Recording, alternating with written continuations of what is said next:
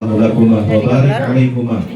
At bigyan ng biyaya, blessing ang inyong pagsasama at pagsamahin nawa kayo ni Allah sa kabutihan. Ito ay dua sa isang taong ikinakasal o pagkatapos ng ikasal, alhamdulillah.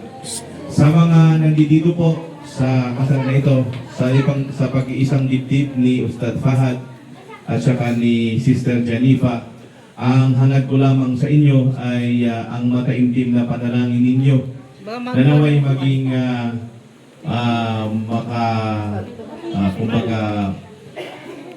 maging matagumpay ang kanilang pagsasama hanggang sa dulo, insyaAllah, maging mabiyaya at biyayaan sila ni Allah subhanahu wa ta'ala ng kabutihan dito sa mundo at lalong-lalo sa kabilang buhay. Sabi nga ni Propeta Muhammad sallallahu alaihi wasallam, "An-nikahu sunnati, faman raghiba an sunnati falaysa minni." Tunay na ang nikah o ang pagpapakasal ay aking sunnah. Faman raghiba an sunnati falaysa minni. Kaya kung sino man ang tumanggi sa aking sunnah ay hindi kabilang sa amin. Tunay na sa pagpapakasal ng isang tao sa isang tao ay napakarami ang biyayang na ibibigay dito ni Allah subhanahu wa ta'ala. At kabilang din dito ay napakaraming mga problema ang nasusolusyonan, mga kapatid, sa pananampalatayang Islam. Tandaan po natin na ang pag-aasawa sa Islam ay isang palatandaan ni Allah subhanahu wa ta'ala. Sabi nga ni Allah subhanahu wa ta'ala, "Wa min ayatihi an khalaqa lakum min anfusikum azwaja litaskunu ilayha." Sabi ni Allah subhanahu wa ta'ala, at kabilang sa palatandaan ni Allah mula sa inyo na nilikha kayo ni Allah subhanahu wa ta'ala ng merong kaparehas o kapartner o meron kayong partner dito sa mundong ito. Litaskunu ilayha, upang kayo ay manahan sa Kanya. Ang ginamit na word doon ni Allah subhanahu wa ta'ala, litaskunu ilayha, ibig sabihin upang kayo ay manahan, upang kayo ay magkaroon ng katahimikan, ng kapayapaan sa Kanya. So isa sa mga layunin ng pag-aasawa, yung maging mapanatag ang isang tao, maging maayos yung kalagayan ng isang tao at hindi siya nababagabag sa mga bagay-bagay na may kinalaman sa pag-aasawa, mga kapatid sa Islam.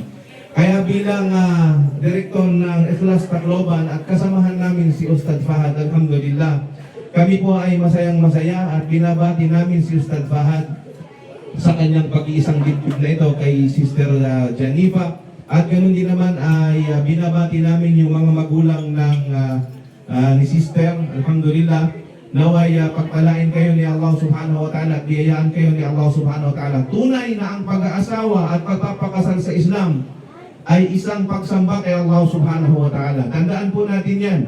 Sa panahon na ito na napakaraming fitna sa kapanahunan natin ngayon, napakaraming mga fitna ang nangyayari dahil lamang sa inaayawan nila yung pagpapakasal ng mabilisan at na madalian. Gusto nila yung mahirapan yung tao sa pagpapakasal.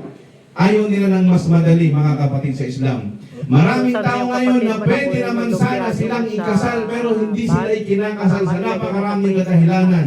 At dahil dito, nagkakaroon ng napakalaking fitna. Tandaan po natin, bilang panghuli, mga kapatid sa Islam, ang sinabi ng Propeta Muhammad sallallahu alaihi wasallam, sabi niya, "Man ja'akum man tardawna dinahu wa khuluquhu fazawwiju illa takun fitnatun fil ardi wa fasadun 'arid."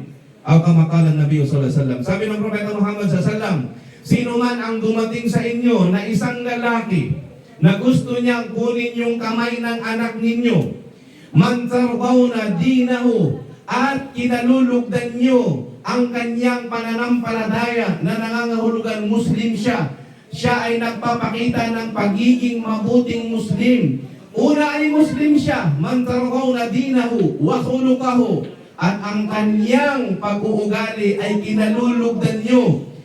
Fazawwiju, sabi ng Propeta Muhammad, isang utos ng Propeta Muhammad na ipakasal niyo.